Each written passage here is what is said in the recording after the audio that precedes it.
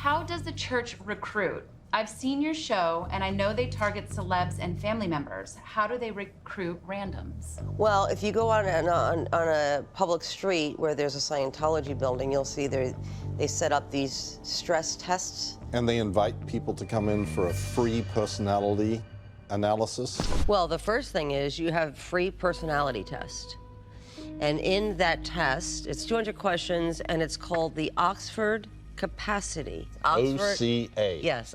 It's called the Oxford Capacity Analysis and is used worldwide in Scientology recruitment, promising to find out how your personality determines your ability to handle relationships. You go in, you take this test, you believe that it's a bona fide test from some legit place. It isn't. And then after you take the test, they give you the results instantly. And for that, you're sent to whom? The registrar. A registrar, best way to describe it is basically a salesman. It's a sales function, okay? People come into the organization and they need to get service. Service costs money. The registrar works out how they get it paid for. The registrar's job is supposed to enlighten the person on what's wrong with them. They enlighten you that there is something wrong, and Scientology can handle that. Right. Oh, really? How? Oh, well, you need to take this course. Okay, how much? And in the beginning, it'll probably be $100, $300. It starts small. They work you into it. They don't just hit you with the big money right away. There are these various techniques that have been developed of how you get someone to give you their money.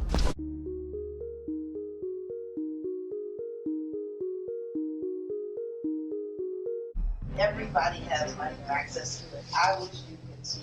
I know that they're crying to you, and every new reg falls for that. Your people definitely have money. It is your duty to invade somebody's privacy for their own good.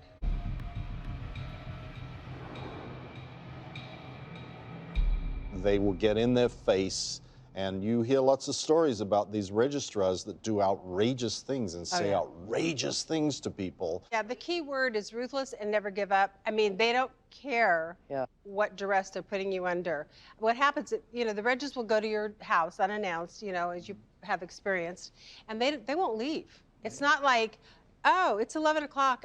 Boy, we really overstayed. I'm really sorry. I got to go now. Sorry. Yeah, but for people at home, why don't people kick you out? Well, fear is one of the biggest reasons. If they start complaining about you, then they're routed to ethics right away. So basically what you're saying is the parishioner gets in trouble if they complain about you showing up to their house. Right. They don't want to get a report written on them. They're getting reported to the department of Scientology that is like for bad people. That's called ethics. Like people have written reports on me even saying, Leah's not giving a certain amount more money when she could give the money. Yeah. So now you're in ethics trouble. So you go to the ethics officer, and guess how you can get out of there quick? By buying a book package. By paying, yes. Right, by paying some money to Scientology. Right. And then average, as a registrar, what are their quotas? Like, well, they're like $250,000? $250,000 a week. A week For a person. Yes. One. And how many and they've got are a dozen sitting there with support staff. Oh yeah, they have support staff that go get the people. Who are running around grabbing people or finding phone numbers or tracking people down for them to come in for the close. This is high pressure, high intensity sales. There were things that I would do that I never thought in my wildest dreams I would ever do because the reprimands were not pleasant. They would take him to the org and they would leave me at the house, and they would talk to me at the house, and they would talk to him at the org. And they did their best to keep us separated, so we didn't have to talk about it, and we didn't discuss it and decide not to do it. They would tell me, he's so ready to do it, he wants to do it. I know you're such a supportive wife, he just needs your okay. They would tell him, I really thought it was a great idea for him to go, and I think it would be so great for him to do it. So they were playing us by keeping us so separated that we didn't even have time to discuss it. So we finally just couldn't handle the pressure anymore, and we okayed it.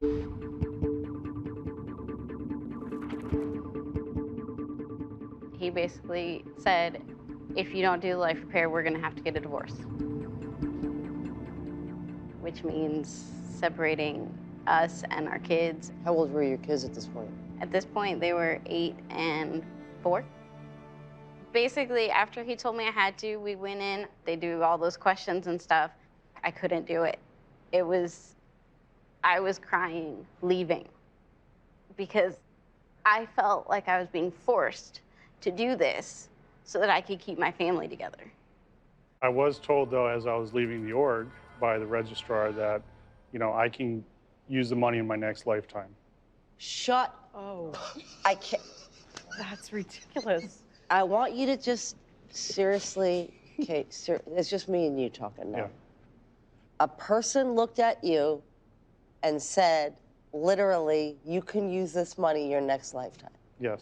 I thought it was a little nuts as she said that, but that was kind of her justification that we're not getting our money back. Well, you know, in your next lifetime, you can come back and use that money. It'll still be there for you.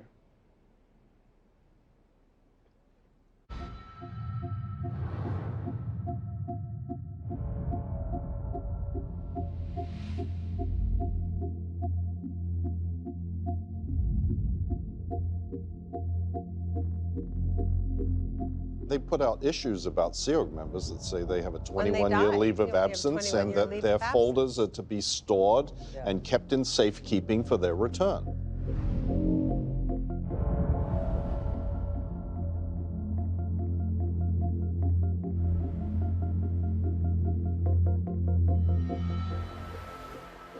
So we've read that.